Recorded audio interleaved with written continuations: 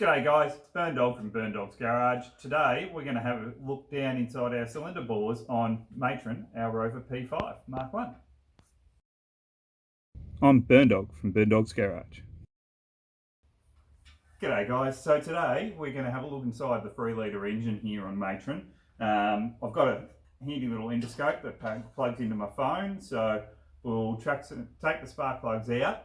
We will then put some oil in, turn over the cylinders, turn over the engine, and then we'll work out and have a look down in each cylinder. Don't know how well the endoscope will work. I will be recording it on my phone, so if there's some good footage there, we'll splice it in and you can have a look at the cylinders. So let's give it a go.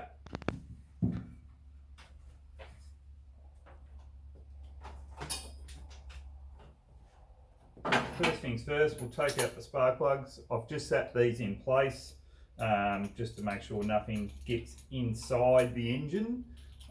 Don't want any dirt or muck getting in there, or any wasps making nests, or ants, or more wasps around this place. Even though it is inside the garage, they get everywhere. Now, at some stage, the head is going to have to come off because I found this spark plug here is threaded. So I will be trying to get the engine running, but I don't trust this spark plug. It's a bit tight.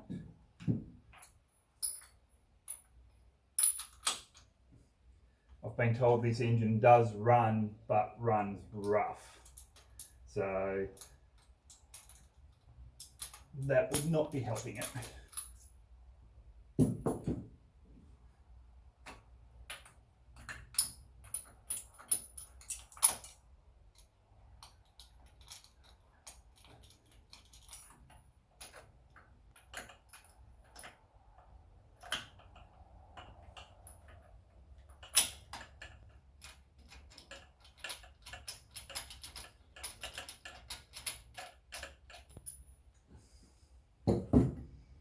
Also, since we last filmed, I have off camera had a quick look at the carburetor, and the piston inside was completely gunked up, so I have cleaned that up off camera. So sorry about that. I just felt like doing something when Belinda wasn't around to film. I was going to just have a look, and in the end it turned out to be a bit more than just a look.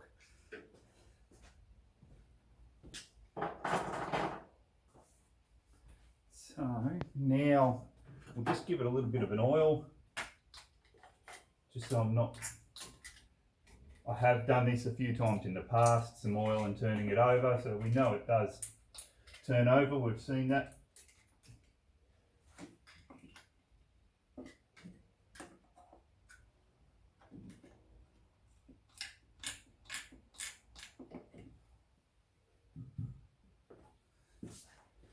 So we'll just give it a couple of quick turns.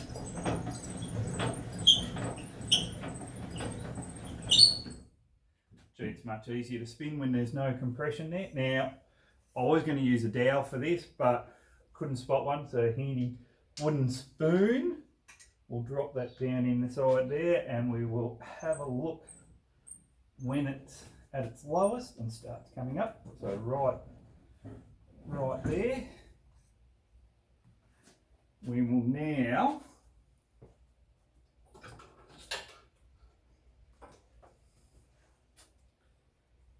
grab our camera.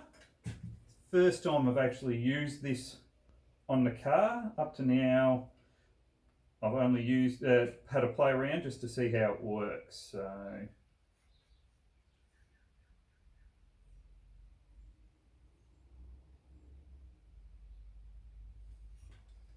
So we've got our camera here, and it's filming on the phone what it is looking at. A couple of little LED lights in the end. So let's sit the phone there and feed it down.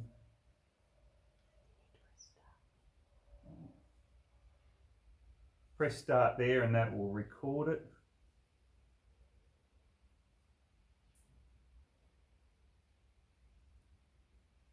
So, unfortunately, not much of a white. I can't see the sides of the pistons. So all we can see is the piston itself.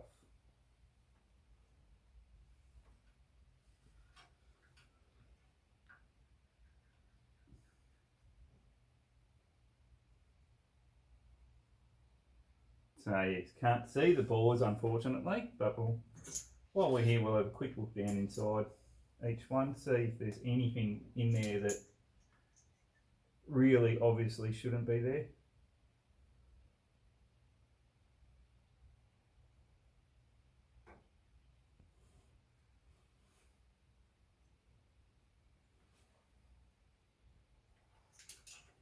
Of course, it's no good looking at that one yet because I haven't lowered it.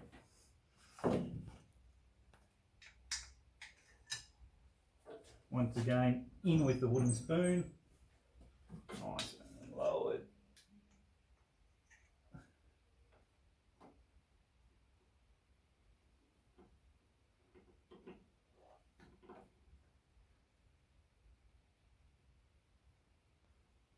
Can't see anything there. I wouldn't make a very good ultrasoundist.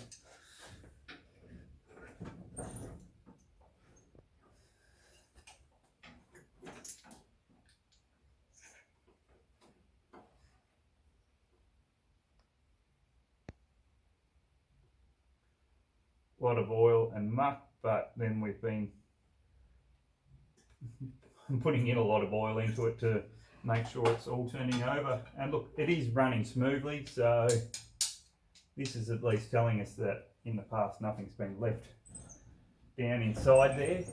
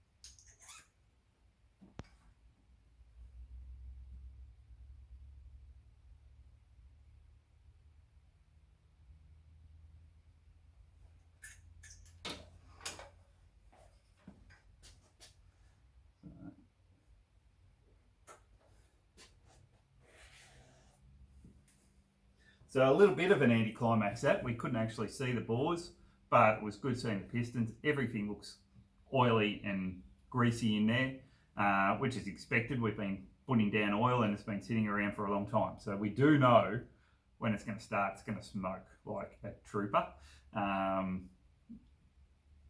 Everyone can have an impersonation of a steam engine at some stage, so that will be when we try to have a go. I have pulled apart the SU carb. I haven't done the float tank yet, so I'll have a quick look at that. Also, another reason it wouldn't be running properly, the coil should be connected to the distributor, and with barely a wire or two on it, it has snapped through the connector, so I'll whack a new connector on it. And then we'll charge up the battery and put some fresh fuel in it. Can't get into the fuel tank, so what I'm just going to do is disconnect the pipe to the fuel pump and connect and just sit it in the jerry can with a little bit of fuel in the jerry can, have a fire extinguisher handy, and give it a go and see if we can get it to run. So that will probably be next video, guys, so exciting. Not expecting any great things out of it, especially with that spark plug not right. I will, once we know it turns over, if we can get it to run, I will then pop the head off at some stage and put a helicoil in just to fix that spark plug, and we'll all be good to go from there. So also it'll be on the old leads, So we'll put new leads on it and do everything else like that in the future some stage. So that's it for today, guys. Thanks for joining us on Burn Dog's Garage. Cheers.